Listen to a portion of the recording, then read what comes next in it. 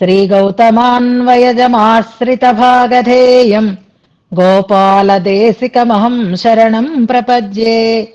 वाधूलान्वयसञ्जातमप्पलार्यतनूभवम् गोपालाचार्यसच्छात्रम् वन्दे वेङ्कटदेशिकम्। श्रीवात्स्यवरदाचार्यपौत्रम् तत्पदसंश्रयम् तातार्यतनयम् वन्दे रघुनाथाह्वयम् गुरुम्। दास्यपान्वयसञ्जातम् नारायणपदाश्रितम् శ్రీమన్నారాయణం వందే యతీశ్వరశ్రియాజుషం. సద్గ్రంథాధ్యయన సంగోష్ఠిని ఈనాటి వ్యాసంగానికి సాదరంగా ఆహ్వానిస్తూ కలిసి ప్రార్థన చేసుకుందాం. శ్రీపరాశర భట్టార్య శ్రీరంగేశ పురోహిత శ్రీవత్సాంకసుత శ్రీమాన్ శ్రేయసే మేస్తు భూయసే.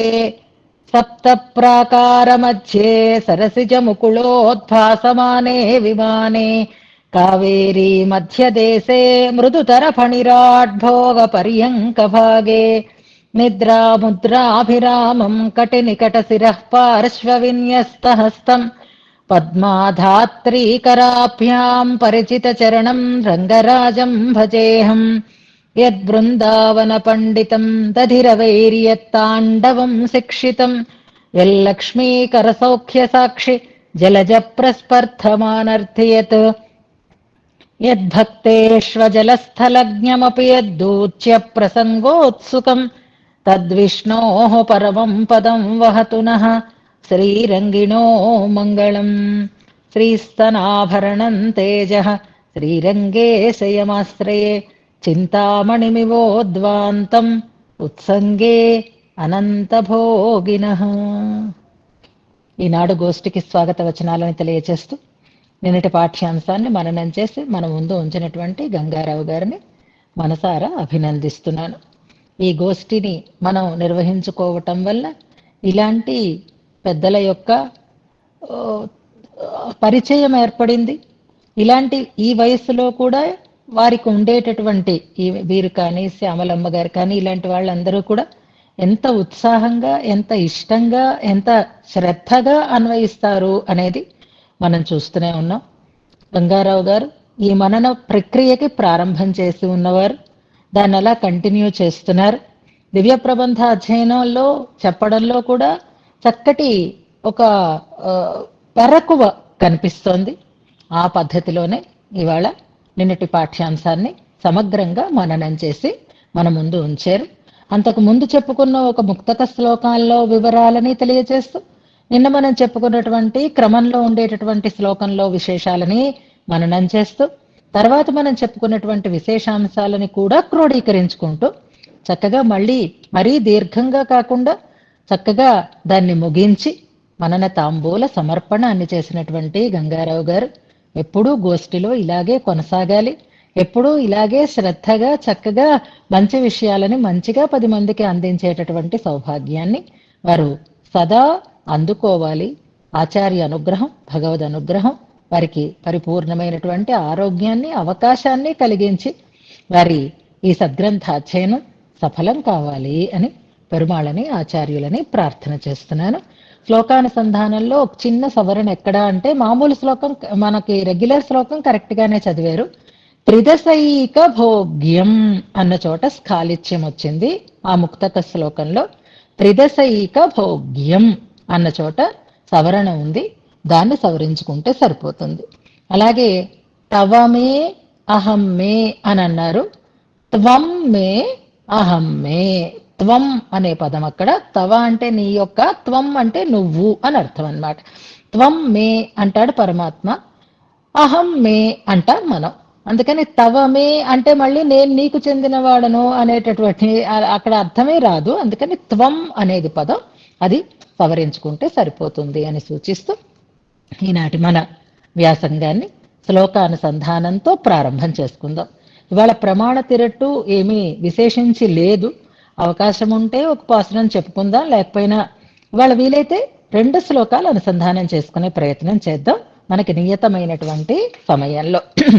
ముందుగా మనం మొదటి శ్లోకం తర్వాత 60వ శ్లోకం నుంచి ప్రారంభం చేసుకుందాం.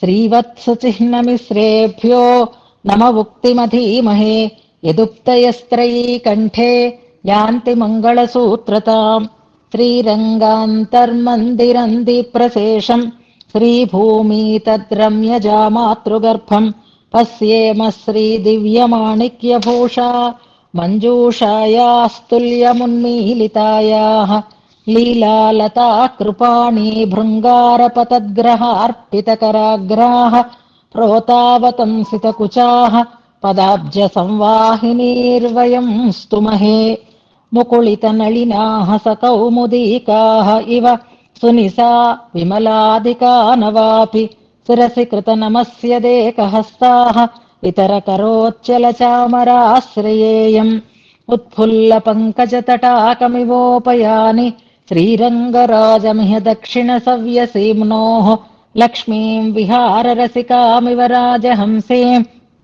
छायाभिवाभ्युदयिनीम् अवनीम् च तस्याः पिबनयनपुरस्ते रङ्गधुर्याभिधानम् स्थितमिह परिफुल्लत्पुण्डरीकम् तटाकम् श्रियमपि विहरन्तीम् राजहंसीमिवास्मिन् प्रतिफलनमिवास्याः पश्य विश्वम्भराम् च सौशील्यशीतलमवेलकृपातरङ्गसम्प्लाविताखिलमकृत्रिमभूमनिम्नम् लक्ष्म्यासवासितमभूमविगाहमानाः श्रीरङ्गराजमिष पद्मसरः प्रसन्नम् सिंहासने कमलया क्षमया च विश्वमेकातपत्रयितुमस्मदसोन्निषण्णम् लक्ष्मी स्वयंवरसनाधितयौवनश्री सौन्दर्यसम्पदवलिप्तमिवालिहीया आपादमूलमणिमौलिसमुल्लसञ्च्या स्वातन्त्र्यसौहृदतरङ्गितया अङ्गभङ्ग्या सख्यम् समस्तजनचेतसि सन्दधानम् श्रीरङ्गराजमनिमेषमनुश्रिया स्म क्षितिकमलनिवासा कल्पवल्ली सलीलोल्लुठनदशदिशोऽद्यद्यौवनारम्भजृम्भः श्रममपहरताम् मे रङ्गधामेति तत्तत् वरमयफलनम्रः पत्रलः पारिजातः सम्भाषमाणमिव सर्ववशं वदेन मन्दस्मितेन मधुरेण च वीक्षणेन दिव्यास्त्रपुष्पितचतुर्भुजमच्युदारम् रङ्गास्पदम् మమ శుభాశ్రయమాశ్రయాణి. ఇంతవరకు మనం అర్థంతో అనుసంధానం చేసుకున్నాం.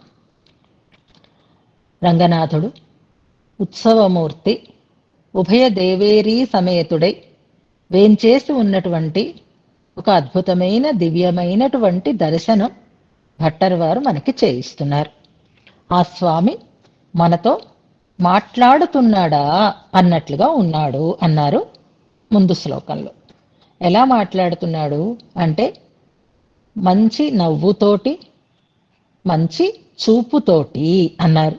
మధురమైన వీక్షణము మంచి మందస్మితము అని రెండు విశేషణాలని నిన్న మనం చెప్పుకున్నాం.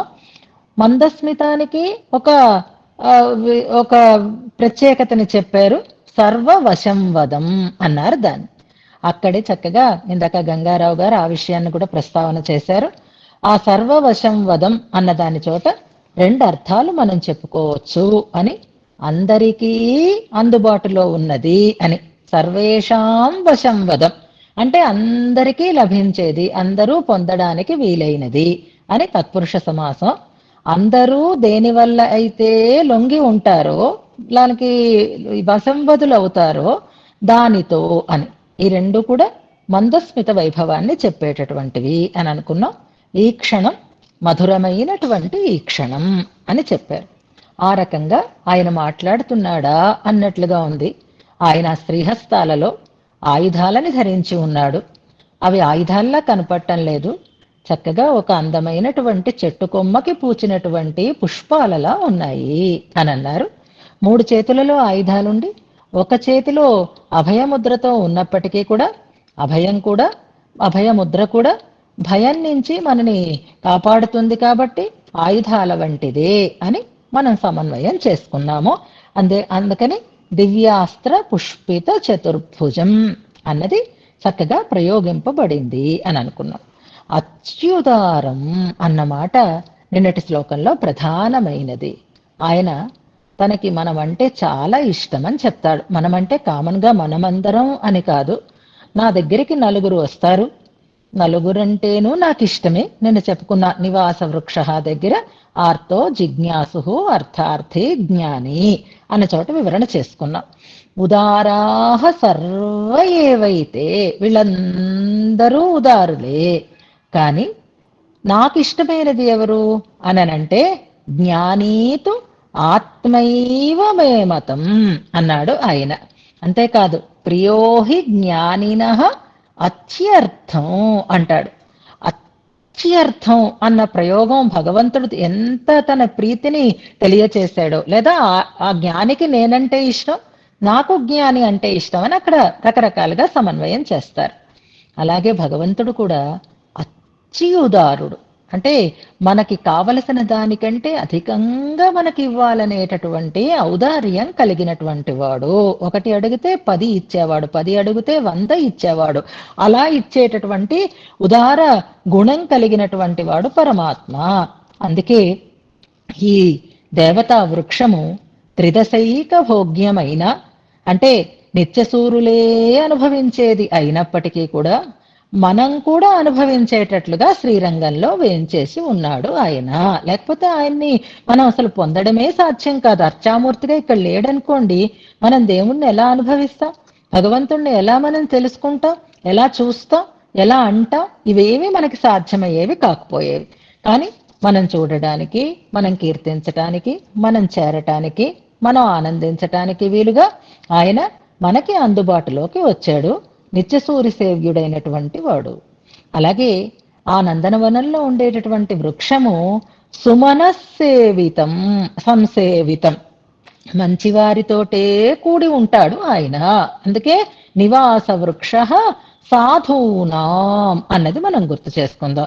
మంచి మనసు కలిగిన వాళ్ళందరూ ఆయన దగ్గరికి చేరతారు. ఆయన చుట్టూ ఎప్పుడూ కూడా సుమనస్సులే ఉంటారు అని నిన్న చెప్పారు. అలాగే రంగనాథుణ్ణి సేవించే వాళ్ళందరూ కూడా భాగ్యవంతులు, మంచి బుద్ధి కలిగినటువంటి వారు అని చెప్పుకున్నాం.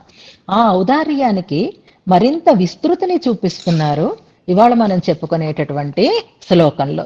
ఏంటన్నారు నిన్నటి శ్లోకంలో? సంభాషమాణమివ అని అన్నారు కదండి.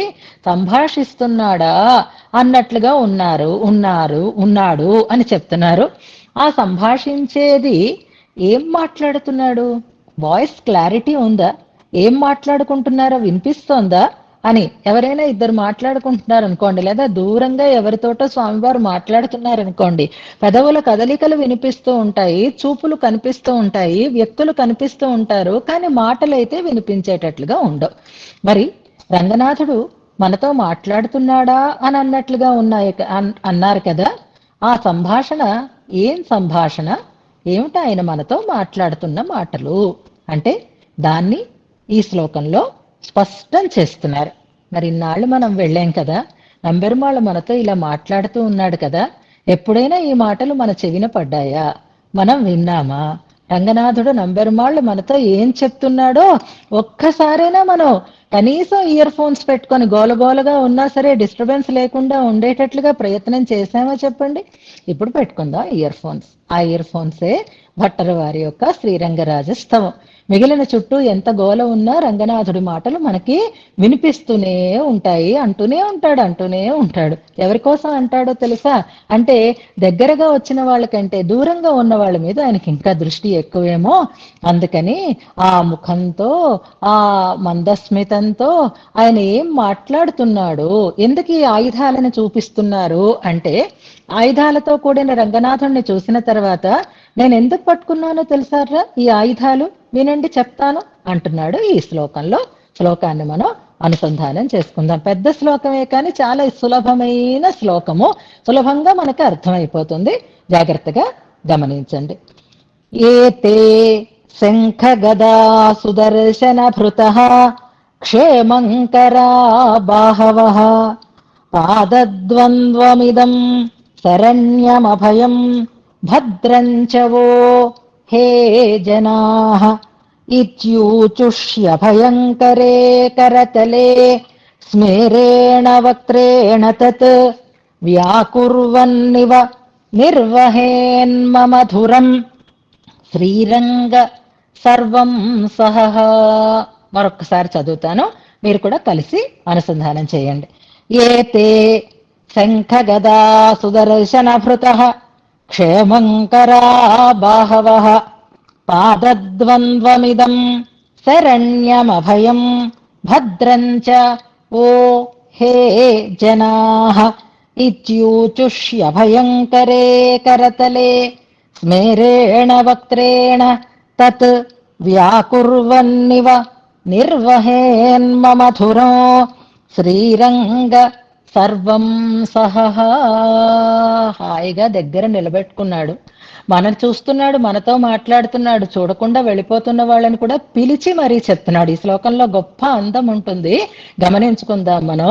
ఇందులో హే జనాః అని పిలుస్తున్నాడు. ఎవరైనా ఒక్కొక్క నిండి ఏదోతో స్వాములతో మాట్లాడుతూ ఉంటారు అనుకోండి, మిగిలిన వాళ్ళు తొందరలోనూ ఈ గ్రూప్ ఇలాగే ఎప్పుడో ఎక్కడో కూడా అడ్డుగానే ఉంటుందని వెళ్ళిపోతూ ఉంటారు. ఆ వెళ్ళిపోతున్న వాళ్ళని కూడా పిలిచి రండి రండి మీకు ఈ విశేషం చెప్తా, ఈ విశేషం చెప్తా అని పిలిచి చెప్పినట్లుగా వింటున్న వాళ్ళతోటి దూరంగా ఉన్న వాళ్ళతోటి కూడా మాట్లాడుతున్నాడు నంబెరుమాళ్. చాలా అద్భుతమైన మాటలు మనకి చెప్తున్నాడు. ఇందులో క్రియాపదం నిర్వహేత్ అనేది క్రియాపదం 4వ పాదంలో ఉంది చూడండి. నిర్వహేత్ నిర్వహించుగాక అని దానికి అర్థం, భరించుగాక అని అర్థం. మమధురం నిర్వహేత్ నా భారమును వహించుగాక, యోగక్షేమం వహామి అహం అని భగవద్గీతలో స్వామి చెప్పినటువంటి శ్లోక అర్థాన్ని ఇక్కడ మరింత వివరంగా చెప్తున్నారు అంటారు. నిన్న రామాయణంలో శ్లోకం చెప్పుకున్నాం, ఇవాళ భగవద్గీతలో ఉండేటటువంటి శ్లోకార్థం భట్టర్ వారు ఈ రకంగా అందంగా వివరిస్తున్నారు. అక్కడైతే స్వామి చెప్పాడు, కానీ ఇక్కడ ఆ స్వామి తన మాటను ఆచరణలో పెట్టుగాక అంటున్నారు భట్టర్ వారు. ఇందులో ఎవరైనా ఎవరు నిర్వహించాలి అంటే శ్రీరంగ సర్వం సహ, శ్రీరంగం అనేటటువంటి చోటు తనదిగా కలిగినవాడు. సర్వం సహ అంటే భూమి అని అర్థం. భూమికి విశ్వంభర, అవని, క్షమ ఇలాంటి పేర్లలో పాటుగా సర్వం సహా అని కూడా దానికి పేరు. అంటే మనం ఏం చేసినా భరించేది కాబట్టి, సహించేది కాబట్టి సర్వం సహా అంటారు భూమిని. ఇక్కడ భూమి అంటే మనం భూదేవి అనే అర్థంలో కాకుండా స్థలము అనే అర్థంలో తీసుకుంటే శ్రీరంగ సర్వం సహ అంటే శ్రీరంగమే తనకి చోటుగా కలిగినటువంటి వాడు అనే అర్థంలో, బహువ్రీహి అర్థంలో శ్రీరంగము తనకి ఆవాసముగా కలిగిన వాడు అని ఒక అర్థం. శ్రీరంగ సర్వం సహ శ్రీరంగంలో ఉండి అన్నింటినీ మేనేజ్ చేస్తూ ఉన్నవాడు, మొత్తం ఈ జగద్భారాన్నంతటినీ కూడా వహిస్తున్నటువంటి వాడు అనే అర్థంలో శ్రీరంగమున ఉండి అన్నింటినీ నిర్వహిస్తున్నవాడు అని ఒక అర్థం. శ్రీరంగమే తనకి స్థానముగా కలిగినవాడు అని అర్థం. ఈ ప్రయోగం కూడా మొదటిసారి మనకి వచ్చింది. రంగాస్పదం అని నిన్నటి శ్లోకంలో వచ్చింది. శ్రీరంగ సర్వం సహ అనేటటువంటి పదం ఈ శ్లోకంలో వస్తుంది. రంగనాథుణ్ణి రకరకాలుగా చెప్పారు, అందులో ఇదొక విశేషమైనటువంటి ప్రయోగంగా మనం తెలుసుకుందాం. శ్రీరంగ సర్వం సహుడు అంటే శ్రీరంగము తనకి స్థానముగా కలిగినవాడు, శ్రీరంగమున సకల వ్యాపారములను నిర్వహించేవాడు అని 2 రకాలుగా అర్థం చెప్పుకుంటూ ధురం మమ ధురం నా భారమును నిర్వహేత్ నిర్వహించుగాక. ఇప్పుడు ఎలాంటి శ్రీరంగ సర్వం సహుడు, ఎలాంటి రంగనాథుడు అంటే చెప్తున్నారు. ఇంతవరకు మనం ఆయుధాలని ధరించి అందంగా ఉండేటటువంటి చతుర్భుజాలతో కూడినటువంటి స్వామిని కదా సేవించాం. ఇప్పుడు ఆ స్వామి మనతో ఏం చెప్తున్నాడట అంటే, చూస్తున్నారా, కనపడుతున్నాయా, అన్నీ చూసారా, ఎన్నున్నాయి, 4 చేతులున్నాయి కదా, ఏమేం పట్టుకొని ఉన్నాను అంటూ ఏతే అని ప్రారంభం చేస్తున్నాడు. ఏతే ఇవి అని, ఇవి అని ఎవరికి చూపిస్తాం? దగ్గరగా ఉన్న వారికి చూపిస్తాం. కనపడడానికి వీలుగా ఉన్నప్పుడు ఇవి అని చెప్తాం, దూరంగా ఉంటే అవి అని చెప్తాం. మీరు దర్శిస్తున్నారు కదర్రా, ఏతే ఇలా చూపించుకుంటున్నాడు అనమాట. ఇవి ఈ 4 భుజాలు ఉన్నాయి చూస్తారా, సరిగ్గా చూడండి. శంఖ గదా సుదర్శన భృత. మూడింటినే చెప్పారు ఇక్కడ. ఒక చేతిలో శంఖం ఉంది, ఒక చేతిలో చెక్క సుదర్శనం ఉంది, ఒక చేతిలో గద. ఈ పట్టుకున్న చేతులు కనిపిస్తున్నాయి కదా మీకు, పువ్వుల్లా మీరు అనుకుంటున్నారు కదా ఈ ఆయుధాలని. ఈ పట్టుకున్న చేతులు ఎందుకోసం పట్టుకున్నానో తెలుసా? వీటి వల్ల మీకేం కలుగుతుందో చెప్పమన్నారా అని అడుగుతున్నాడు. ఏం కలుగుతుంది? క్షేమంకరాహ, మీకు క్షేమమును కలిగించే విసుమండి.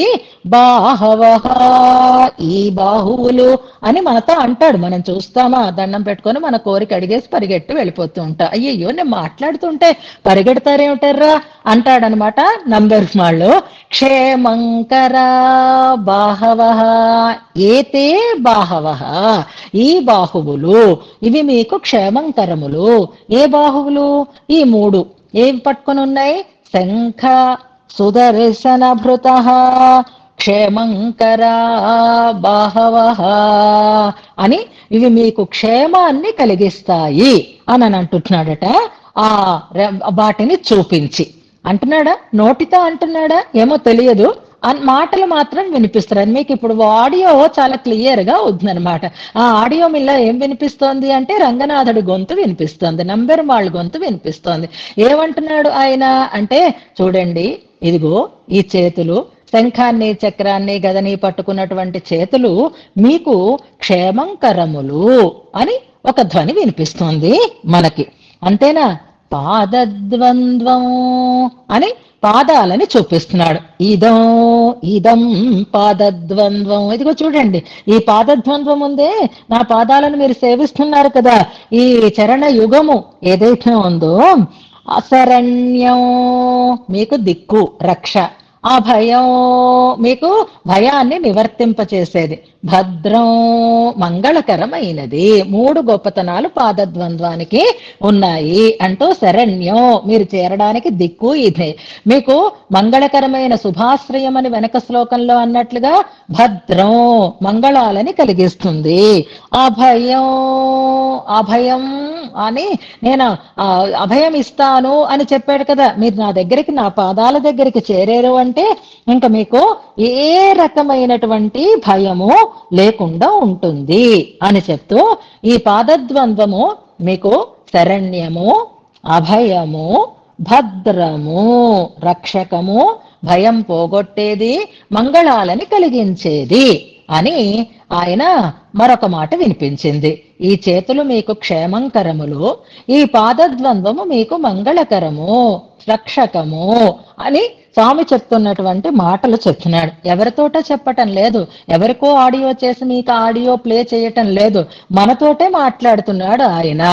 వహ అని పదం ఉంది, ఓ అని పదం ఉంది చూసారా, అది విసర్గలు వస్తాయి అక్కడ. ఓ అన్నది వహ అని అనుకోవాలన్నమాట. వహ అంటే మీకు అని అర్థం. హే జనాహ పిలుస్తున్నాడు, ఓ జనులారా అని పిలుస్తున్నట్లుగా. హే జనాహ, ఎవరినైనా మనం ఓయ్ ఓయ్ అని పిలుస్తాం. ఇలారా అని పిలవాలి అంటే ఆ సంబోధనార్థకమైనటువంటి పదం ఎప్పుడు పెడతాము అంటే, దూరంగా ఉంటే రా రా రా అని, ఇదిగో నిన్నే, ఓయ్ నిన్నే అని సంబోధనార్థకమైనటువంటి పదాలని వాడతాం. హే జనాహ, ఓ జనులారా అలా పరుగులు పెడతారా, మిగిలిన వాటి మీద దృష్టి, అక్కడ షాప్ కట్టేస్తారు, ఇక్కడ జ్యూస్ ఉండదు, అక్కడ మళ్ళీ ఎంట్రీ ఉండదు, అక్కడ ఏదో అయిపోతుందని ఇక్కడి నుంచి పరుగులు పెడతారు, అక్కడి నుంచి పరుగులు పెడతారు, అక్కడి నుంచి పరుగులు పెడతారు, వెళతారు శ్రీరంగం వెళతారు, రంగనాథుణ్ణి సేవించటానికే వెళతారు, నాలాయిరాలు అనుసంధానం చెయ్యడానికే వెళతారు. కానీ స్థిరం ఎక్కడ, ఏది పూర్తిగా ఒక చోట అనుభవించేటటువంటి నిలకడ లేకుండా ఉంటాం కదా మనం అందరం. అందుకే పాపం పిలిచి మరీ చెప్తున్నాడు ఆయన, హే జనాహ, వీళ్ళకే కాదు మీకు కూడా చెప్తున్నాను అంటూ చూపించి ఆయన చెప్తున్నాడట. అవునా, ఎక్కడ మాకు చెప్తున్నట్టు అనిపించటం లేదే, ఆయన మూతి మూసుకునే ఉన్నాడే అని అంటే ఎలా చెప్తున్నాడట ఆయన చూడండి. ఇది ఊచుషి అలా చెప్తుండేటటువంటిది ఏది, అభయంకరే కరతలే, ఒక చేత్తో అభయముద్ర పెట్టి ఉంటాడు కదా ఆయన, కరతలంతో చెప్తున్నాడట ఆయన. మనం మొన్న కాంచీపురం వెళ్ళినప్పుడు వరదరాజుని సేవించాం కదా, ఆ వరదరాజు యొక్క శ్రీహస్తం మీద ఏముంటుంది, మా శుచః, మా శుచః అనేటటువంటి ఒక పదం ఉంటుంది కదా, దుఃఖించకు అని. అలాగే రంగనాథుడు నంబెరుమాళ శ్రీహస్తం మనకి చెప్తోంది ఆ మాటలు. నంబెరుమాళ చెప్తున్నారా, నంబెరుమాళ శ్రీహస్తం చెప్తోందా?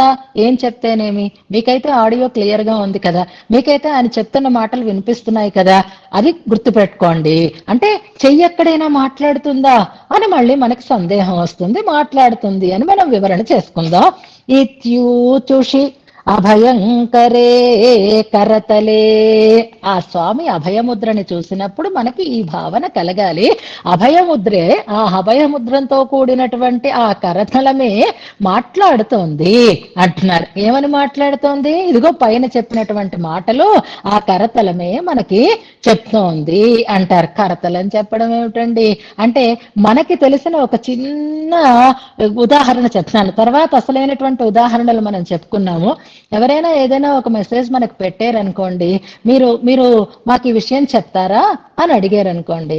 అడిగితే మనం రకరకాల ఇమోజీస్, మనం అసలు ఇవాళ మెసేజ్లు కూడా టైప్ చేసుకోవాల్సినటువంటి అవసరం లేకుండా మన మెసేజ్ కన్వే చేయడం కోసం ఇమోజీస్ ని మనం యూజ్ చేస్తూ ఉంటాం చూసారా.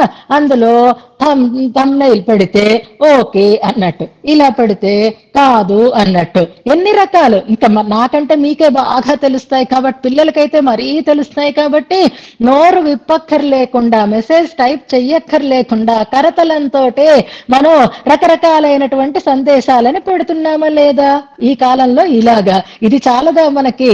కరతలే ఇలా పట్టుకున్నాడు అంటే అదొక ఇమోజీ అనుకోండి, అదే దాని ద్వారా ఆయన ఈ మాటలు మనకి చెప్తున్నాడు. ఇది కూడా మనకి ఇప్పుడు మళ్ళీ స్మార్ట్ ఫోన్స్ లోనో మన దేంట్లోనో రావాలి. అదే రకరకాల స్మైలీసే అక్కర్లేదు, ఎన్ని ఎన్ని ఎన్ని ఉన్నాయి. తిట్టాలన్నా ఇమోజీసే, పొగడాలన్నా ఇమోజీసే, అనుకూలమైన అంతే, ప్రతికూలమైన అంతే, ద్వేషమైన అంతే, రాగమైన అంతే. ఎంత ఈజీ అయిపోయింది. ఇప్పుడు ఇంత ఈజీ ఎందుకయింది? ఆ రోజు రంగనాథుడు కూడా అదే పద్ధతిని వాడాడు. అప్పుడు కూడా స్మార్ట్ ఫోన్స్ ఉన్నాయి, అప్పుడు కూడా ఇలాంటి టెక్నాలజీ ఉంది, గుర్తించలేకపోయాం. అది భట్టర్ వారు లాంటి వారికి తెలిసిందనమాట. అందుకని ఇచ్యూచుషి అభయంకరే కరతలే.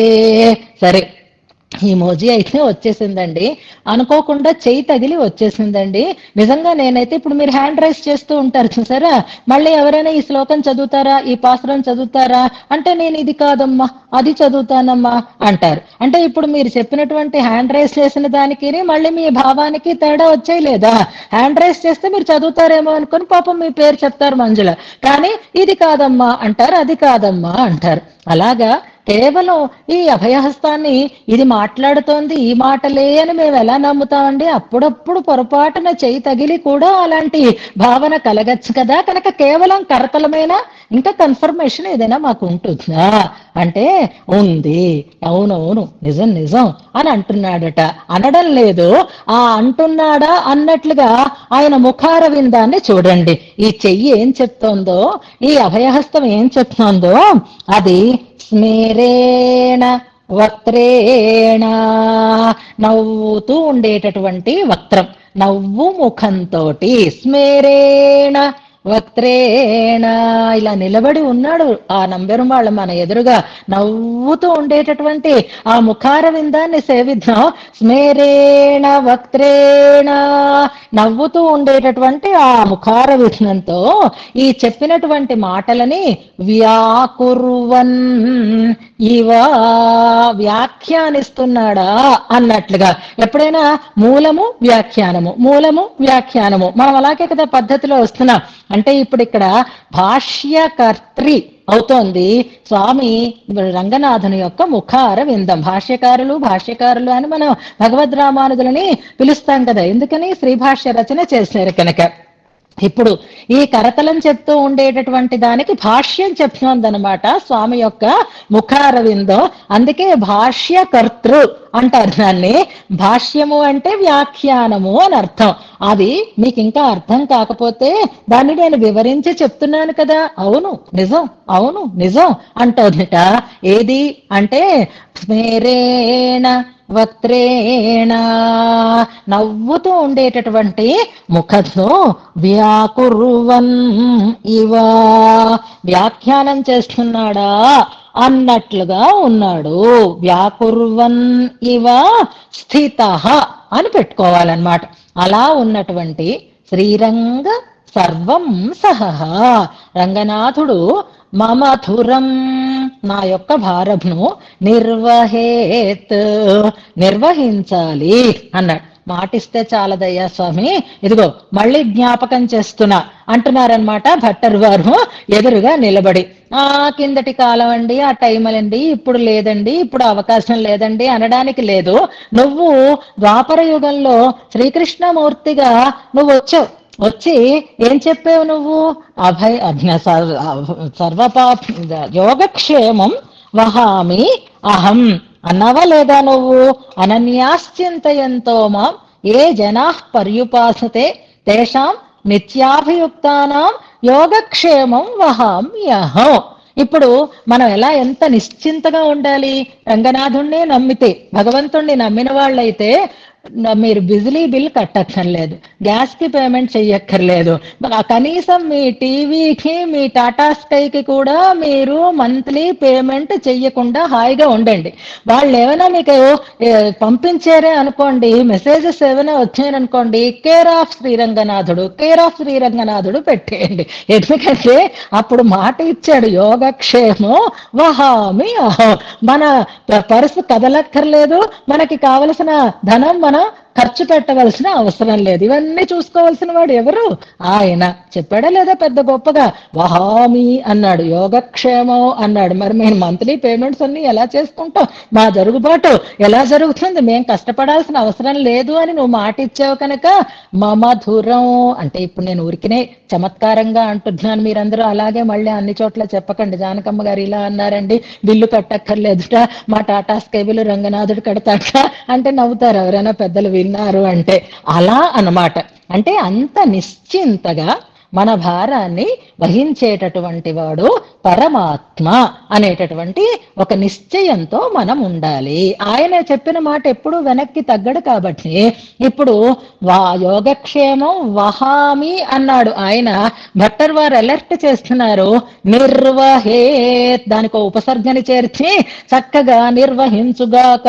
వహించడం మాత్రమే కాదు, పూర్తిగా దాన్ని నువ్వు మేనేజ్ చేయాలి. పూర్తిగా నీదే బాధ్యతగా నువ్వు వహించాలి. అందుకే అక్కడ వహామి అన్న మాటకే ఇందులో శరణ్యం, అభయం, భద్రం అని 3 రకాలైనటువంటి ఆ యోగక్షేమ వహనం అనే దాన్ని మనకి ఇందులో చూపిస్తున్నారు. అంటే ఎప్పుడైతే మనం స్వామి యొక్క పాదద్వంద్వాన్ని చేరేమో స్వామి చెప్పాడు, నేను మాట తప్పలేదర్రా, మీకు టైం లేదు, మీకు విశ్వాసం లేదు, కానీ నేనైతే అందుకే ఇక్కడ వచ్చి ఉంటున్నాను. నా పాదద్వంద్వాన్ని చేరండి, హాయిగా మీరు నిశ్చింతులై ఉండండి. ఇదిగో ఎంత చెయ్యి నొప్పులు పెడుతున్నా సరే బరువు మోస్తూ ఉన్నానా లేదా?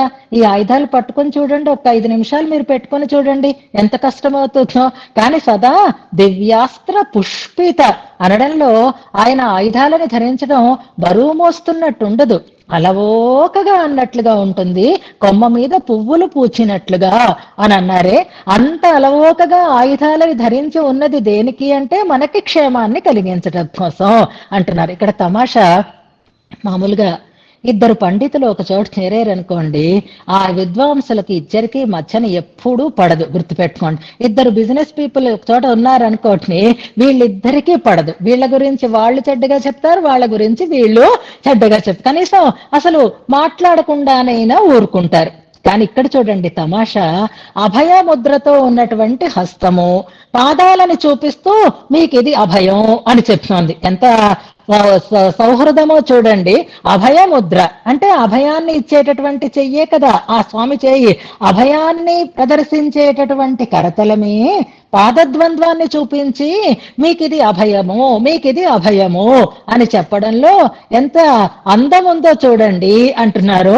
దేవని అభయం చెప్తోంది. అభయముద్ర ద్వారా ఏం తెలుసుకుంటున్నామంటే, ఇదిగో ఇదిగో నా పాదద్వంద్వం రహే జనా, మీరు రండి, మీరు రండి అని దూరంగా వెళ్ళిపోతున్న వాళ్ళని కూడా పిలిచి ఏతే ఇదో అని రండి నా దగ్గరికి, మీకోసమే ఉన్నాను, మీకోసమే ఈ ఆయుధాలను పట్టి ఉంటున్నాను, నీవేనర్రా ఈ పాదాలు అంటున్నాడు. ఎవరంటారండి? భగవంతుడు ఎందుకొచ్చి ఇక్కడ ఉన్నాడు? మన కోసమే కదా. ఆయన పాదాలు మనకి పరమపదంలో తప్ప దొరకవు అనుకుంటే ఎవరు వెళ్ళగలుగుతారండి పరమపదానికి? కానీ శ్రీరంగంలో నంబెరుమాళ పాదాలను పట్టుకోవడానికి, పాదాలను సేవించటానికి ఎవరికి అడ్డు ఉంది కనుక రండి, ఇదే మీకు భద్రం, ఇదే మీకు శరణ్యం, ఇదే మీకు అభయం అని వ్యాకుర్వన్నివ అనేది గుర్తుపెట్టుకోండి. అభయహస్తం మాట్లాడుతోందిట. దాన్ని ఆయన యొక్క నవ్వు ముఖంతో దాన్ని అవును అని నిశ్చయం చేసి ఆ వ్యాఖ్యానంలో కూడా అదే రాశారండి అని అనుకుంటారు కదా. మనం శ్లోకంలో అదే పదం ఉంది, వ్యాఖ్యానంలో కూడా అలాగే ఉందండి అన్నట్లుగా ఆ చేతి ముద్ర, ఆయన యొక్క ముఖారవిందము, ఈ రెండూ కూడా మనకి ఈ మాటలని తెలియచేస్తున్నాయా అన్నట్లుగా ఉన్నాయి అని చెప్తున్నారు. ఇందులో మాట్లాడడంలో కూడా మనకిక్కడ ఒక చిన్న విశేషాన్ని మనం చెప్పుకుందాం. మాట్లాడుతున్నది ఎవరు?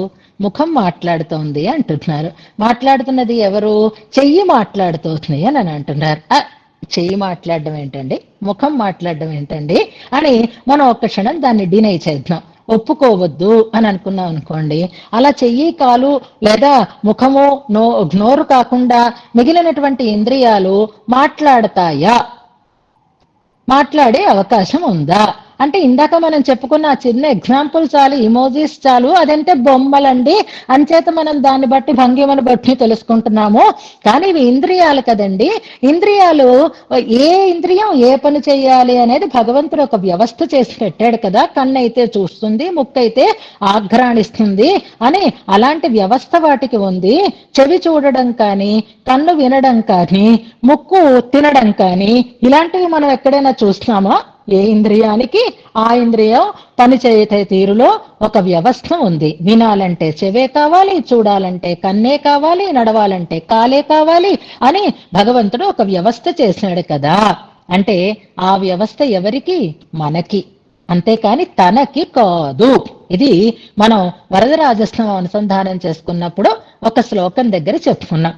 ఎవరైనా శ్లోకాన్ని గుర్తించగలరా? పోని నేను చెప్తాను, తర్వాత అనుసంధానం చేద్దరు. గాని మనకి నహి జీవవత్ వ్యవస్థ అని ఉన్నటువంటి ఒక శ్లోకం వరదరాజస్వామి ఆ దివ్యమంగళ విగ్రహ వర్ణన చేస్తూ ఉండేటటువంటి సన్నివేశంలో చెప్పినటువంటి శ్లోకం. శ్రవసశ్చ దృశశ్చ అనేటటువంటి ఒక శ్లోకం ఉంటుంది, గుర్తుపెట్టుకోండి. నహి జీవవత్ వ్యవస్థ అంటున్నారు. జీవులలో ఉండేటటువంటి ఈ కరణ వ్యవస్థ భగవంతుని విషయంలో ఉండదు. నా చెవి అంటే వినేదే అని కానీ, కన్ను అంటే చూచేదే అని కానీ ఉండదు. అంచేత ఏ ఇంద్రియంలో ఏ ఇంద్రియమైనా చేరిపోవచ్చండి, పర్వాలేదు. అందుకే వరదరాజు యొక్క నేత్రములు చెవులతో కలిసిపోయాయి, చెవుల దాకా వెళ్ళిపోయి. అయ్యో రెండూ కలిసిపోతే ఏది చెవో ఏది నేత్రమో ఎలా తెలుస్తుంది అంటే తెలియక్కర్లేదు. ఆయన చెవితోనే చూస్తాడు, ఆయన కంటితోటే వింటాడు అని. అసలు కన్ను అక్కర్లేదు, చెవి అక్కర్లేదు. పశ్యత్య చక్షుః సశృణోత్య కర్ణః అని ఒక అద్భుతమైనటువంటి శ్వేతాశ్వతరోపనిషత్ వాక్యాన్ని మనకిక్కడ గుర్తుకు చేస్తారు. అక్కడ ఉపనిషత్తు పేరు పడలేదు, మీరు ఆ పదం ఉంది, ఆ వాక్యం ఉంది, కానీ అక్కడ శ్వేత అశ్వతర ఉపనిషత్తు అని రాసుకోండి. కొత్త పుస్తకంలో అది పడలేదు. అంచేత భగవంతుడికి ఏదైనా చేయడానికి ఆయనకి మనలా ఇంద్రియాలు అక్కర్లేదు. అంతేకాదు ఏ ఇంద్రియంతో ఆ ఇంద్రియమే చేసే పనినే చేస్తాడు అని కూడా మనం అనుకోవలసిన అవసరం లేదు. ఇంకా మనం ఉత్తర శతకం అనుసంధానం చేసుకుంటాం కదా, ఆ ఉత్తర శతకంలో ఇంకా 2 శ్లోకాలు, మంచి శ్లోకాలు ఉంటాయి. నయన శ్రవణో దృశాశృణోషి అంటారు భట్టర్ వారే. నువ్వు కళ్ళతో వింటావయ్యా, కళ్ళతో వింటావు, దృశా శృణోషి నయన శ్రవణ అంటారు. అలాంటి ఆ మార్పు నీకు ఉంటుంది కాబట్టి అలాంటి అతిలౌకికమైనటువంటి శక్తి కలిగిన వాడు పరమాత్మ అని అన్నారు. మరి అలాంటప్పుడు భగవన్మంగళ దివ్యమంగళ విగ్రహం కనుక చెయ్యి మాట్లాడుతోంది అంటే తప్పే ఉంది, ముఖం మాట్లాడుతోంది అంటే తప్పే ఉంది. నిజానికి ఈ వ్యవస్థ అక్కర్లేకుండానే, కాళ్లతో నడవక్కర్లేకుండానే గొప్పదైనటువంటి శక్తులు తపస్సుల ద్వారా సంపాదించుకుంటూ ఉండేటటువంటి మహర్షులని కూడా మనం చూస్తున్నాం. విశ్వామిత్రుడైతే ఏకంగా పునఃసృష్టే చేసేశాడు. కార్తవీర్యార్జునుడని ఒక ఆయన ఉండేవాడట. ఎవరైనా మనస్సులో ఏదైనా తప్పు చెయ్యాలి అని తలపెట్టిన మరుక్షణం ఆయన వాళ్ళకి అక్కడ ప్రత్యక్షం అయిపోయేవాట. ఆయన ఎక్కడ ఉంటున్నాడు, వాళ్ళెక్కడ ఉంటారు, తన రాజ్యంలో ఎవరికైనా ఆయన వెంటనే వాళ్ళకి ప్రత్యక్షం అయిపోయేవాడు, వాళ్ళలో ఆ భావన లేకుండా చేసేవాడు అంటారు. అంటే మామూలు వాళ్ళకి ఇలాంటి శక్తులు అతీంద్రియములైన శక్తులు అని అంటారే, అలా ఉన్నప్పుడు భగవంతుడికి ఇంద్రియంతో కూడిన శక్తి ఉండాలా? అక్కర్లేదు. కాబట్టి ఆయన ముఖంతోటి మాట్లాడతాడు, చేత్తోటి మాట్లాడతాడు. అంచేత అందులో మీకు సందేహమేమీ అవసరం లేదు అని ఒకటి అనుకున్నా. అలాగా మామూలుగా భగవంతుడే అక్కర్లేదండి, మామూలు వాళ్ళు కూడా అలాగే మాట్లాడే అవకాశం ఉంది. అది కూడా మనం చూద్దాం. ఇది భగవంతుడు కనుక చేత్తో మాట్లాడుతున్నాడు అని అనుకోవటం లేదు. రెండు సన్నివేశాలు మీకు జ్ఞాపకం చేస్తాను. రావణాసురుడు పాపం సీతమ్మని భయపెట్టడానికి మొట్టమొదటిసారి వస్తాడు. ఎక్కడ? సుందరకాండలో ఈ సన్నివేశాన్ని మనం అనుసంధానం చేసుకుంటాం. హనుమ చూసేశాడు, హాయిగా పడుకున్నాడు కొమ్మల మధ్యలో. కొంతసేపు వీళ్ళు వస్తాడు ఆ రావణాసురుడు, అప్పుడు సీతమ్మతో మాట్లాడొచ్చు తర్వాత అనుకున్నాడు. దొరకనంత వరకు అన్వేషణ చేశాడు. చూశాడు, ఈమె సీత అని అనుకున్నాడు. హాయిగా కొమ్మల్లో ఒదిగి ఉన్నాడు ఆయన. ఆ తర్వాత 18వ సర్గలో సుందరకాండలో రావణాసురుడికి హఠాత్తుగా తెలివి వచ్చింది, సీతమ్మ గుర్తొచ్చింది. అప్పటికప్పుడే బయలుదేరాడు, వచ్చేసాడు. వెనకాతల బోళ్లంత పరివారాన్ని తీసుకుని వచ్చాడు. సంభాషణ సాగింది, ఇద్దరి మధ్య వివాదం పెరిగింది. ఆయన మాటని ఈమె అంగీకరించలేదు. అంగీకరించకపోతే చాలా పరుషంగా మాట్లాడాడు రావణాసురుడు. సీతమ్మ పాపం చాలా బాధపడుతూ ఉండేటటువంటి సన్నివేశంలో ఆయన వెనకాతల ఉండేటటువంటి దేవ గంధర్వ కన్యా అంటారు. వాళ్ళందరినీ కూడా తన దగ్గర పెట్టుకున్నాడు కదా ఆయన. వాళ్ళందరూ కూడా రావణాసురుడితో కలిసి వచ్చారు. పాపం వచ్చిన వాళ్ళు సీతమ్మని ఆయన ఇంత పఠనంగా మాట్లాడుతూ ఉంటే, సీతమ్మ బాధపడుతూ ఉంటే, సాటి స్త్రీ కదా, అందుకని వాళ్ళకి చాలా బాధ కలిగింది. బాధ కలిగినా మాట్లాడడానికి అక్కడ అవకాశం లేదు. నోరు విప్పి ఆమెని ఊరడించడానికి తగినటువంటి అవకాశం లేక వాళ్ళు సీతమ్మని ఊరడించారా, నోరు మూసుకునే ఉన్నారా? అంటే నోరు మూసుకునే ఉన్నారు, దాన్ని ఊరడించారు. ఎలాగా అంటే మనకి 22వ సర్గలో సుందరకాండలో ఒక శ్లోకం ఉంటుంది, జ్ఞాపకం చేసుకోండి. ఓష్ట ప్రకారైరపరా వక్త్రనేత్రైస్తథాపరా అంటారు. కొంతమంది ఏమో పెదవి విరుపులతోటి ఆమెను ఊరడించారట. కొంతమంది అయితే వక్త్ర నేత్రై తథా అపరాహ, మరి కొంతమంది అయితే ముఖంతో ఊరడించారు. అంటే ముఖ కవళికలని బట్టి సీతమ్మకి ధైర్యాన్ని చెప్తున్నారు. నేత్ర కదలికలని బట్టి కొంతమంది సీతమ్మకి పర్వాలేదమ్మా, ఏం బెంగపడకు అని సూచన చేస్తున్నారు. ఓష్ఠ ప్రకారములు అంటే పెదవుల యొక్క కదలికలతో వారు సీతమ్మని సీతాం ఆశ్వాసయామాసు అంటారు వాల్మీకి. సీతాదేవిని ఊరడించారు, కానీ నోరు విప్పకుండానే ఊరడించారు, నోరు విప్పకుండానే మాట్లాడారు అంటారు అక్కడ.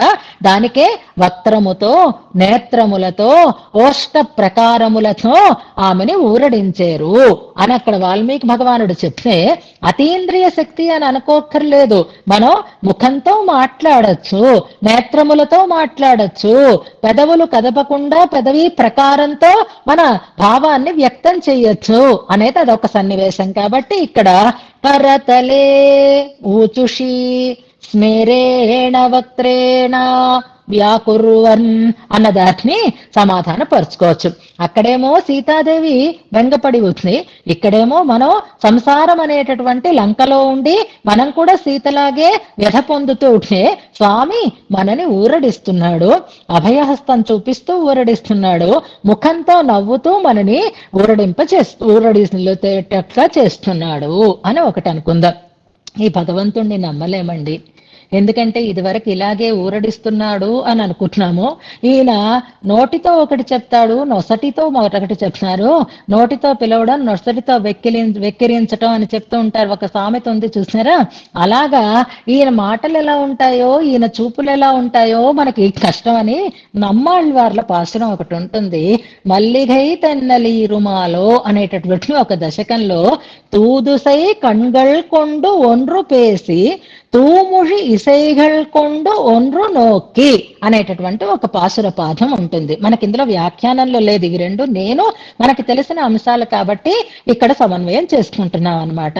తూదుసై కణ్గళ్ కొండు దౌత్యం నిర్వహిస్తూ ఉంటాయట ఆ నేత్రాలే, ఆ చూపులతో ఓ మాట చెప్తాడట. మా వేణువు మీద ఒక భావాన్ని పలికిసిస్తున్నాడట, ముఖ కవళికలలో ఒక రకమైనటువంటి ఓదార్పుని చూపిస్తున్నాడట. చెప్పేది ఒకటి, చేసేది ఒకటి, పాడేది ఒకటి, ముఖంలో చూపించేటటువంటి భావనలు ఒకటి, ఇలా రకరకాలుగా ఉంటాయి అంటారు. అక్కడ శ్రీకృష్ణుని యొక్క వేణుగానంతో మోహపడి ఉన్నటువంటి గోపికా భావనతో నమ్మాళ్వారు అన్నమాట. అంచేత ఒన్ను పేసి ఒన్ను నోక్కి అన్నట్లుగా ఉంటుందా అంటే కాదండి. అర్చామూర్తి రంగనాథుడు చెప్పేది ఒకటే, చేసేది ఒకటే. అందుకే ఆయన కళ్ళతో ఓ మాట చెప్పి, చేత్తో ఒక మాట చెప్పి, నొసటితో మరొక మాట చెప్పి అలా చేయటం లేదు. ఆయన ఇప్పుడు చేయి ఏదైతే చెప్తోందో దాన్ని స్థిరపరుస్తున్నాడు. స్మేరేణ వక్త్రేణ తాం వ్యాకుర్వన్ ఇవా. నిజం నిజం, హాయిగా రండి, నా పాదాలు పట్టండి, మీకు ఇదే మంగళకరం, నేను మీకోసమే ఆయుధాలు పట్టి ఉన్నాను, మీ క్షేమమే నేను కోరుతున్నాను, నా చేతులని నమ్మండి అంటూ ఆ మాటని వ్యాకుర్వన్ ఇవా విశదీకరిస్తోందా ముఖారవిందం అన్నట్లుగా ఉన్నటువంటి రంగనాథుడు ఇంక నేనే బిల్లులు కట్టను, ఆయనే కట్టుకుంటాడు. అలానే మన గూగుల్ మీట్కి ఎవరు పే చేయడం మానేయకండి. రంగనాథుడు పే చేయలేడు, మనమే పే చేసుకోవాలి. మళ్ళీ ఎవరో పాపం ఉదారులు అందరూ ఆ భారాన్ని వహిస్తున్నాడు. నిర్వహేత్మ మధురం అని ఆయన మీద తోసేకండి, మనకు ఆగిపోతుంది, కనెక్షన్ వీలిపోతుంది.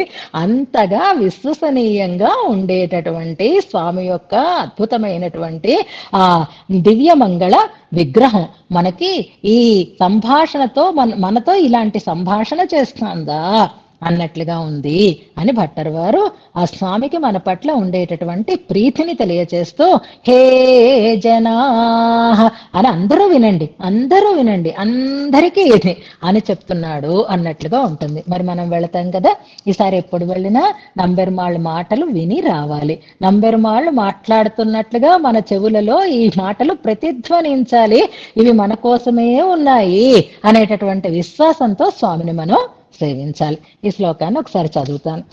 ఏతే శంఖ గదా సుదర్శన భృతః క్షేమంకరా బాహవః పాదద్వంద్వమిదం శరణ్యమభయం భద్రం చ వో హే జనాః ఇత్యూచుష్యభయంకరే కరతలే స్మేరేణ వక్త్రేణ తత్ వ్యాకుర్వన్నివ నిర్వహేన్ మమధురం శ్రీరంగ సర్వం సహ. రామానుజులు భాష్యకారులు అయితే రంగనాథుని ముఖారవిందం కూడా భాష్యకారిణి అని మనం ఇవాళ ఈ శ్లోకం నుంచి పేరు పెట్టేసుకుందాం. భాష్యకారులు రామానుజులు, భాష్యకారిణి శ్రీరంగనాథుడి యొక్క నవ్వు ముఖం అని తమాషాగా మనం వ్యాకుర్వన్నివ అని పెట్టుకుందాం. మరి మాట్లాడేది ఏది అంటే ఊచుషి అని పదం ఉంది చూసారా, ఇది కూడా అవాంతర క్రియ అని చెప్తోందా అన్నట్లుగా. ఊచుహు చెప్పిరి అని కదా క్రియాపదం, అక్కడ ఊచుషి చెప్తూ ఉండేటటువంటి అని అర్థం. అంటే తొందరపడి పరుగులు పెట్టకండి, రండి నన్ను సేవించండి అని నంబెరుమాళ్ళు మనని ఆహ్వానిస్తున్నారు అనే భావన ఇందులో తెలుసుకుంటూ తర్వాత శ్లోకం ఇది కూడా చాలా సులభంగానే మనకి పూర్తయిపోతుంది. అంగైః అహం ప్రథమికాచరితాత్మదానైః ఆమోదమాననవయౌవన సావలేపైః హై పారిజాతమివ నూతనతాయమాన శాఖాశతం కథమధీమహి రంగధుర్యం. ఇందులో భట్టర్ వారు విచారాన్ని వ్యక్తం చేస్తున్నారు. తమాషా చూడండి, వెనుకటి శ్లోకంలో హే అని ఒక పదం ఉంది, ఒక అవ్యయం, సంబోధనార్థకమైనటువంటి పదం, ఓ అని అర్థం అనమాట దానికి. ఈ శ్లోకంలో హై అని ఒక పదం ఉంది చూడండి. హేకి హైకి తేడా ఉంది తెలుసా? హే హై రెండు ఒకే అర్థాన్ని ఇచ్చే పదాలు కాదు. మనం పంచస్తవాలు చెప్పుకున్నప్పుడు ఇలాంటి పదాలన్నిటికీ కూడా వివరం చెప్పుకుంటూ వచ్చేవాళ్ళం.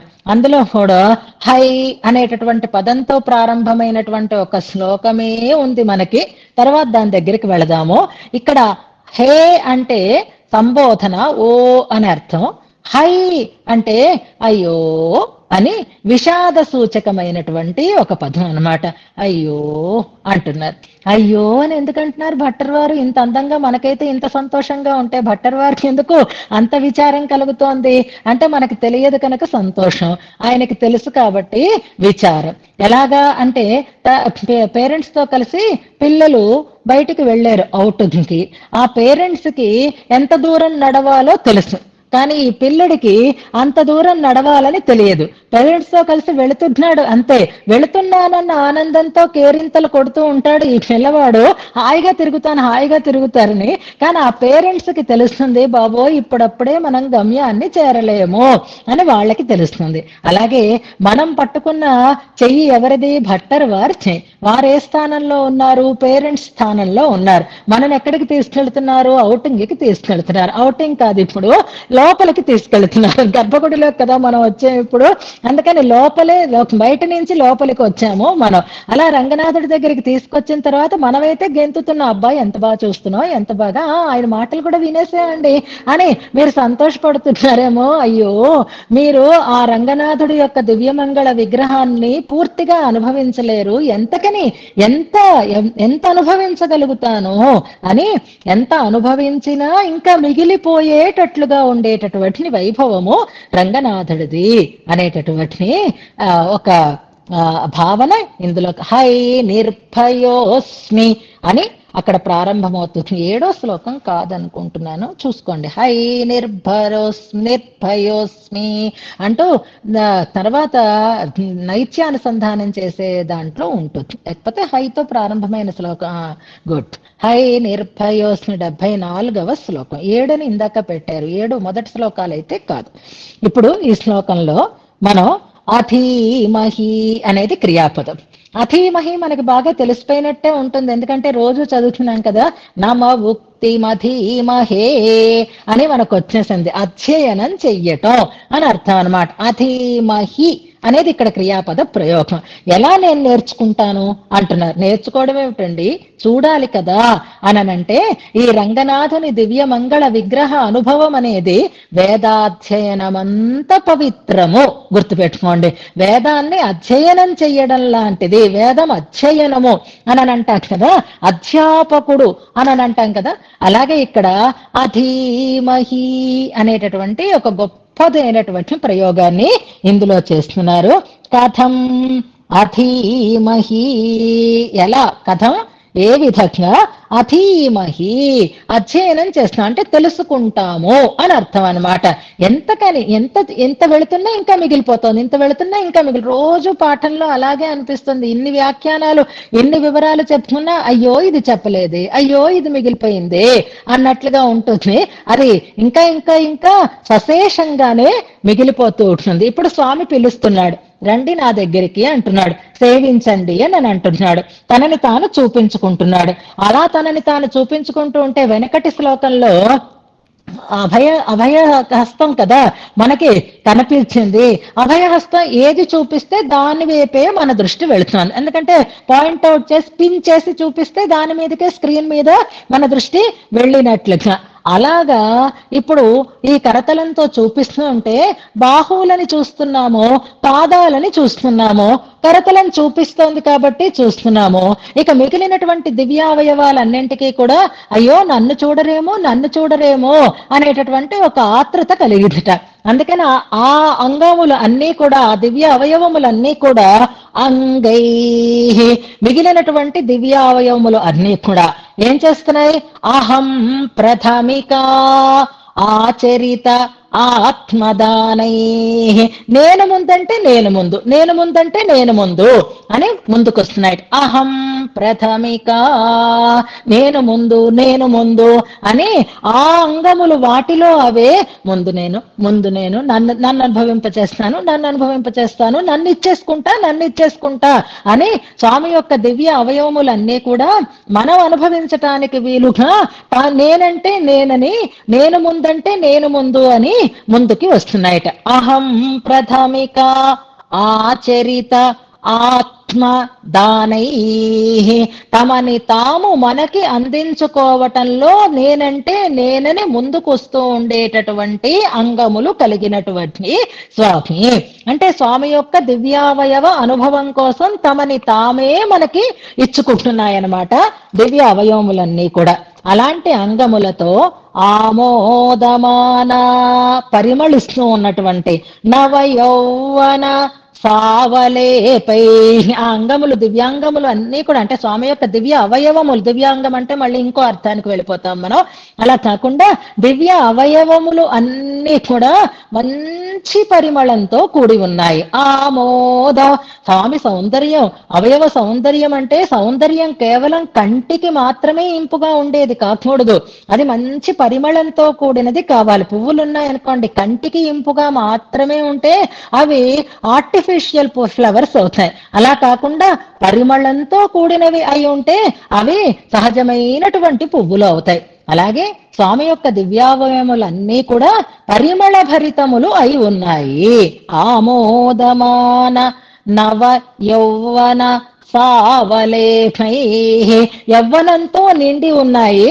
ఆ యవ్వనంతో కూడి ఉండడం వల్ల, అనుభవానికి తమని తాము అందించుకోవటం వల్ల సావలేపై, వచ్చి కించిత్ అవలేపం, ఈ పదం మనకి ఇంతకు ముందు వచ్చింది కదా, ఆలిహీయ అనే క్రియాపదం కూడా ఆ శ్లోకంలో మనకి వచ్చింది. అవలిప్తం అనే పదం, అవలేపము అంటే పూత అని ఒకటి అనుకున్నాము, అవలేపము అంటే గర్వము అని కూడా అక్కడ అర్థం మనం చెప్పుకున్నాం.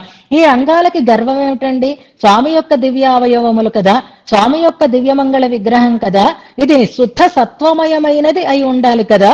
అవలిప్తమై ఉంది అంటున్నారు, అవలేపముతో కూడి ఉన్నాయి అని అంటున్నారు ఏమిటండి అంటే ఈ అవలేపం మంచిదేనట. ఎంచేత అంటే భగవంతుడికి సర్వస్వము ఇతరులకి ఉపయోగపడేటట్లుగా చేస్తున్నాము అనేటటువంటి ఒక అవలేపంతో కూడి ఉన్నాయి. ఇతరుల కోసమైతే అది మంచిదే అని అనిపిస్తారు. రాముడు ఏడుస్తాడు అంటే ఏడుపు కూడా మంచి గుణమే అని ఎలా వ్యసనేషు మనుష్యాణం అన్న చోట చెప్పినట్లుగా. అంతెందుకు, ఒక చిన్న ఎగ్జాంపుల్ చెప్తాను మీకు. ఇప్పుడు శ్రీరంగనాథ సంభావన గోష్ఠిలో కొన్ని పేర్లు చేరాయి, ఒక లిస్టు ఏర్పడింది. ఆ లిస్ట్ లో మన పేరు ఉంది కదా. ఆ పేరు చూసుకుంటే మనకు ఎలా అనిపిస్తోంది అంటే, ఓహ్ నేను కూడా ఉన్నాను ఈ లిస్ట్ లో, నేను కూడా ఈ గ్రూప్ లో ఉన్నాను అని అనిపిస్తుంది. ఆ చిన్న గర్వం ఉంటుంది చూసారా, చిన్న అతిశయం ఉంటుంది చూసారా, ఈ అతిశయం మంచిదే.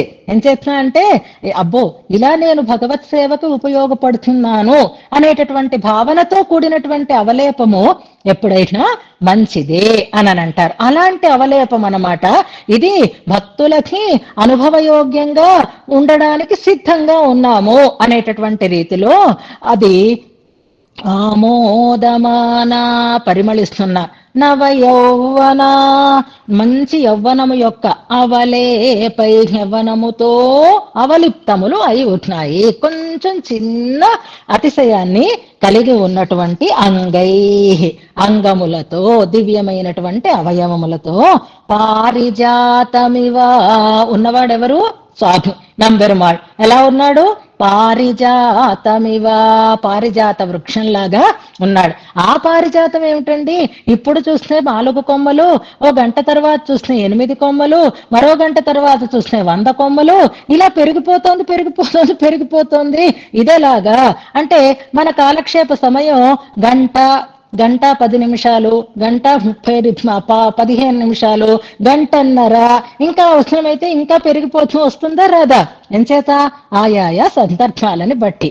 అలాగే భగవంతుని యొక్క దివ్య మంగళ విగ్రహం కూడా, దివ్య అవయవములు కూడా శాఖోపశాఖలుగా శాఖోపశాఖలుగా విస్తరిస్తున్నాయన్నమాట. అందుకే నూతన తాయమాన అని విడదీసుకోవాలి.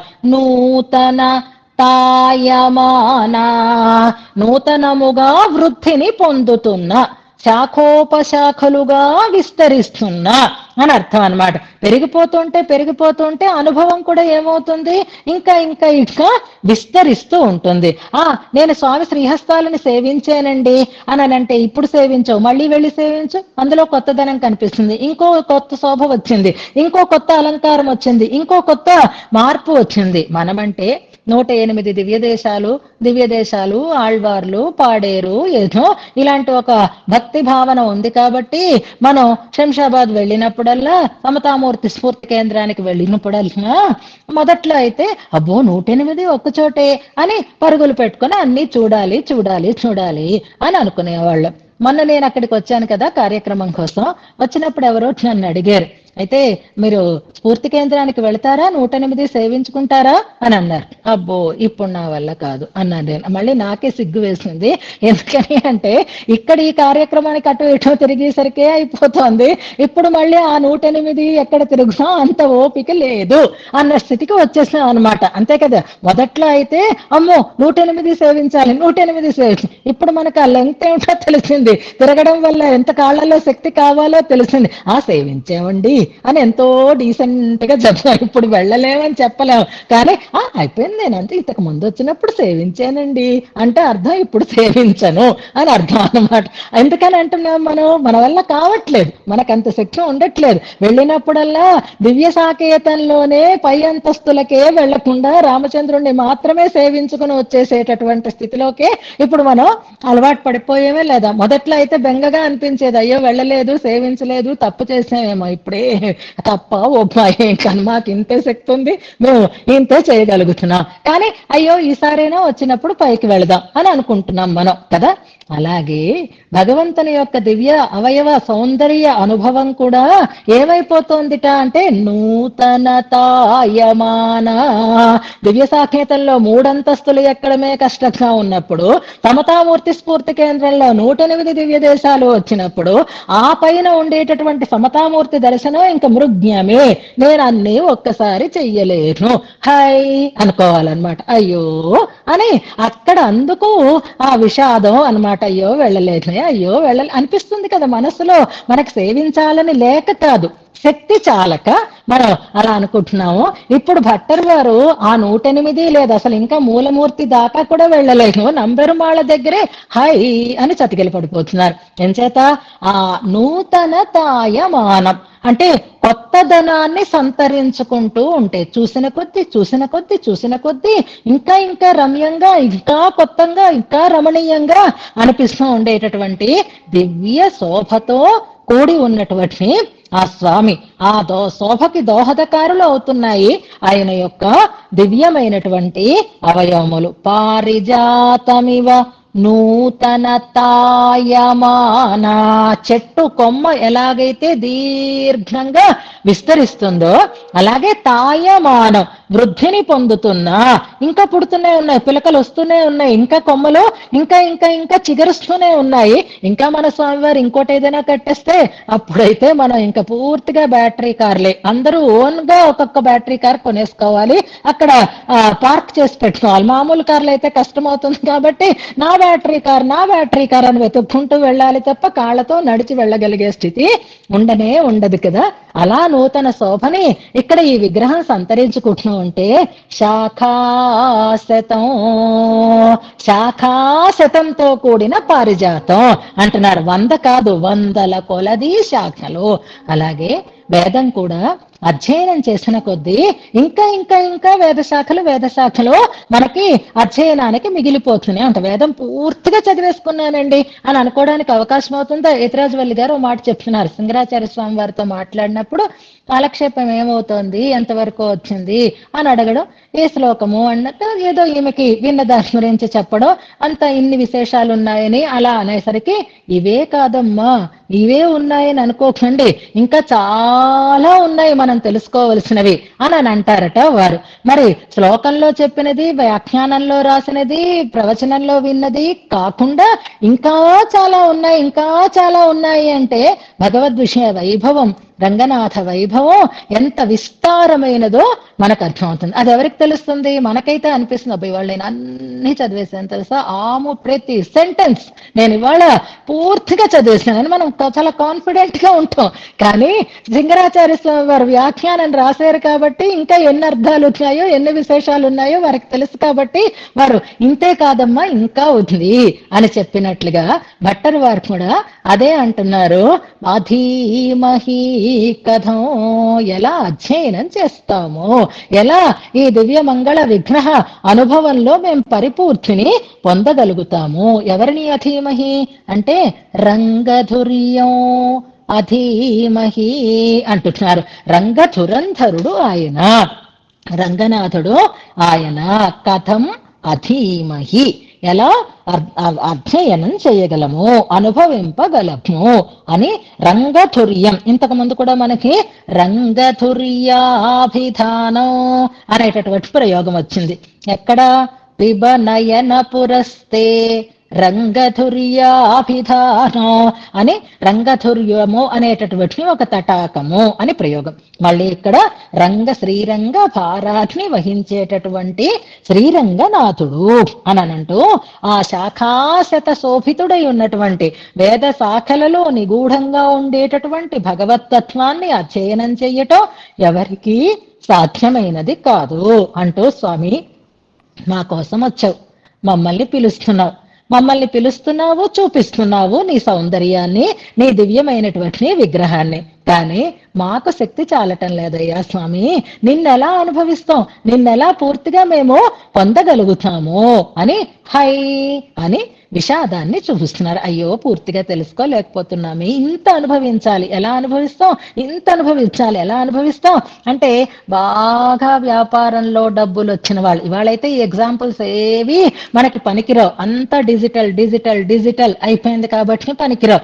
ఒకప్పుడైతే వ్యాపారస్తులకి మొత్తం ఆ రోజు బేరం అంతా అయిన తర్వాత ఆ నోట్ల కట్టలు లెక్క పెట్టుకోవడంతో తెల్లవారిపోయేది, పడుకోవడానికి కూడా పాపం వాళ్ళకి తీరిక ఉండేది కాదు. అంతెందుకు, మన శ్రీనివాసుడి హుండీలో డబ్బులు లెక్క పెట్టడానికి రాత్రింపగళ్ళు చాలవు, అలా లెక్క పెడుతూనే ఉంటారు. కథమధీమహి, ఎలా అది పూర్తవుతుంది?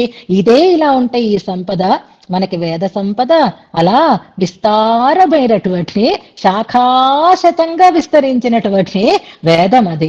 ఆ వేదాన్ని అధ్యయనం చేయడం అది సులభమైన సన్నివేశం కాదు. ఆ వేదాలతో చెప్పబడినటువంటి భగవంతుని యొక్క దివ్య విగ్రహ వైభవాన్ని మనం అనుభవించటం కూడా అలాంటిదే అని ఆ వైభవాన్ని మనకి తెలియచేస్తూ ఆ ఆచార్యులు హై అనేటటువంటి ఒక చిన్న విషాదాతిశయాన్ని మనకు చెప్తున్నారు. ఇప్పుడు కూడా మనం ఇంతవరకు చదువుకుంటూ కూడా అప్పుడు ఎప్పుడు చదువుకుంటామో, ఎప్పుడు చూసుకుంటామో, ఎప్పుడు తెలుసుకుంటామో అని అంటున్నాం చూసారా.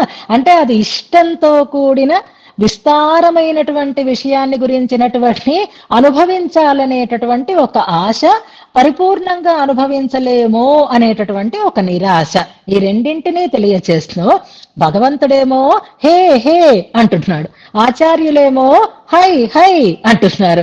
ఆచార్యులేమో మా వల్ల కాదు అని వెనక్కి అంటే విషాదాన్ని చూపిస్తున్నారు. భగవంతుడేమో రండి రండి రండి రండి, మీరు రండి మీరు రండి మీరు రండి అని భగవంతుడేమో హై హే జనాహ అని పిలిస్తే వస్తాం స్వామి, కాళ్ళు నొప్పెడుతున్నాయి, మళ్ళీ ఇంకోసారి వస్తామే, ఒక రౌండ్ ఈసారి, ఇంకోసారి ఇంకో రౌండ్ అని మనం పెరుమాళ్ళ దగ్గర కూడా దండాలు ఎలా పెట్టేసుకుని ఇంకోసారి వస్తాం ఇంకోసారి వస్తాం. నిజంగా చెప్తున్నాను, తమిళనాడు తమిళనాడులో ఉండేటటువంటి ఈ దివ్య దేశాలలో మనం ఆ ప్రాకారాలలో ప్రతి దివ్య దేశంలోనూ ప్రాకార ప్రదక్షిణ చెయ్యగలమా? ఒకసారి ఆలోచించండి. మన వల్ల కానే కాదు. పరిగెట్టి వెళ్లి గర్భగుడిలో పెరుమాళని సేవించేసరికే అయిపోతుంది. మరి ఆ స్వాములు నిత్యము ఎలా తిరుగుతారో, ఎలా సేవిస్తున్నారో, ఎలా స్వామి కైంకర్యాన్ని చేస్తారో మహానుభావులు వాళ్ళందరూ. భట్టర్ వారికి శ్రీరంగంలో తిరగడం అలవాటు అయిపోయింది కాబట్టి ఇప్పుడు నంబెరుమాళ్ళ వైభవం కూడా అలాగే అనిపిస్తోందేమో. అందుకే విషాద సూచకంగా తమాషా అన్నమాట, పూర్తిగా అనుభవనీయమైనది కాదు అంటూ స్వామి సౌందర్య వైభవాన్ని ఇందులో మనకి చెప్తున్నారు. ఈ 2 శ్లోకాలని కూడా ఉపదేశాత్మకంగా అనుసంధానం చేసుకుందాం. ముందుగా గంగారావు గారు. జై శ్రీమన్నారాయణ. ఏతే ఏతే ఏతే శంఖ గదా